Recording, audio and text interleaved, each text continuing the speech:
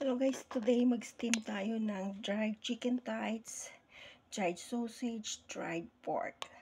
So, if you want to know this cooking, please keep on watching.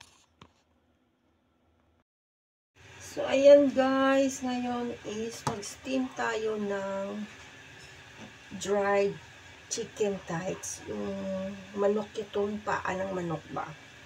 So, usually marami ito na sa market kasi nga Chinese New Year is coming. So, yan. So, mag-steam tayo ng dried thighs ng chicken. And then, yung dried pork na preserved din. And then, yung mga lapchon, yung mga dried sausage na liver and pork sausage na dried. Ayan. Kasi, marami dito. So, kailangan natin luto ito. Steam natin siya. So, first, ang ginawa ko is binabad ko siya muna sa warm water. And then, ito, ang gagawin natin is strip lang natin. Take out natin ito yung mga spots ito. Yan, mga ganito. Gamitan natin ng scissor guys.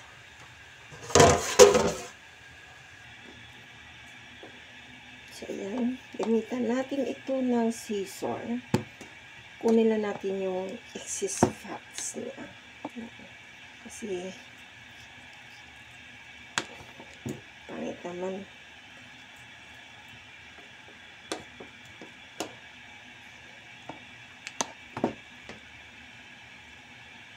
Yan.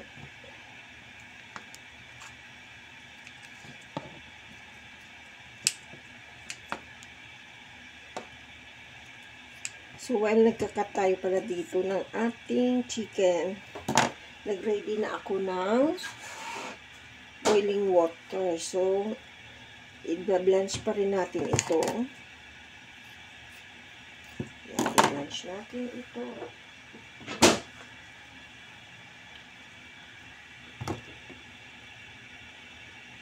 So, ngayon, hugasan natin siya.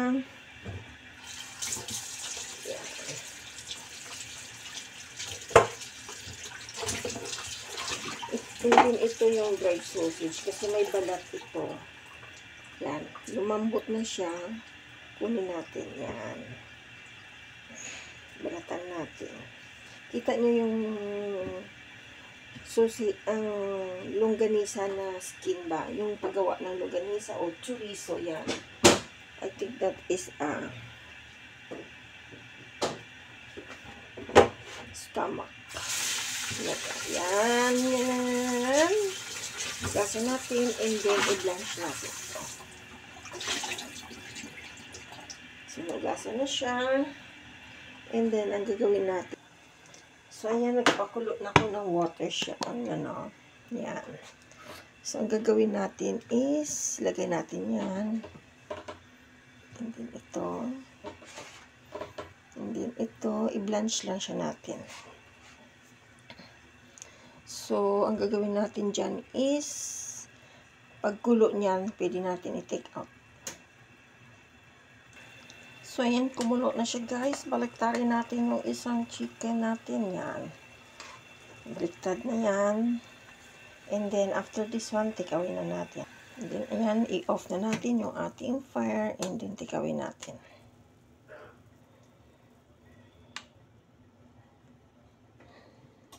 Lagyan natin dito. So, ayan. So, after natin yan na kuha sa ating ayan siya. So, ang tawag gagawin natin is hatiin natin. Slice natin siya. So, ito guys, slice natin ng maninipis. Ganyan kanipis guys. Oh, yan. Ay, sorry. Ganyan. So, yan.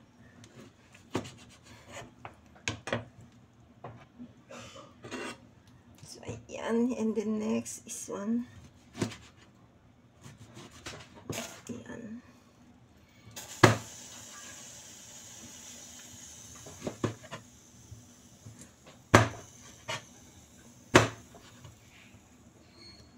So, kailangan nyo guys, isok talaga ito. And then, yan. Kasi matigas siya. And then, lagay natin dito. Yan.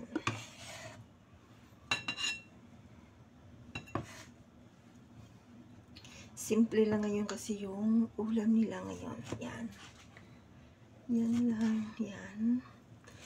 Ganyan pala mag-ano ng sausage. Yan. Ganyan kanipis din. Pero kung gusto nyo makapal, is okay din. Pero ako, ganyan lang kanipis ang aking ginagawa sa kanila. Sa mga amo ko. Yan. And then, next dito, line up natin. And then, next is ito.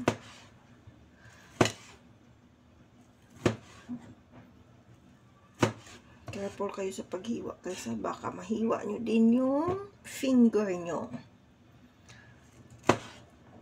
At hindi na kayo ka-finger. Charot. So, ayan guys. Ganyan lang. Simple lang yung pang ulam nila ngayon. Kasi marami dito guys yung sausage ba. So, ito yung chicken is matigas-tigas ito ng kaunti. So, ayan, palalayo natin yung ating plato. Ayan, kailangan natin persa. Kasi matigas ito. Ayan. Ingat-ingat tayo, baka madali yung ating plato. Actually guys, sa manok na naman ito kalaki. Ayan. Kasi nga, matigas. Kasi nga, masulti ito ng kaunti lang. Pero masarap siya.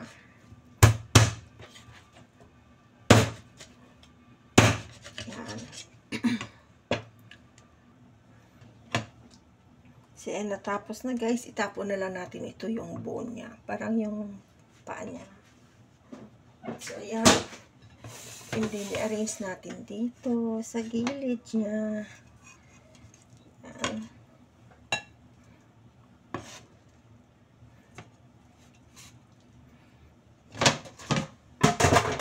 So, ayan lang guys yung ating mga dried chicken, dried sausage, and then dried pork. So, now, ngayon gawin natin is steam natin ito. So, ayan guys, tama kasi makasave tayo ng electricity ngayon. So, nagluto din ako ng rice. So, steam natin dito. So, yan, naka-ready na yung ating steamer. Ilagay lang natin ito. Yan. Ayan siya. So, steam lang siya natin hanggang ma-cook ang rice. Ayan. Hanggang matapos ito.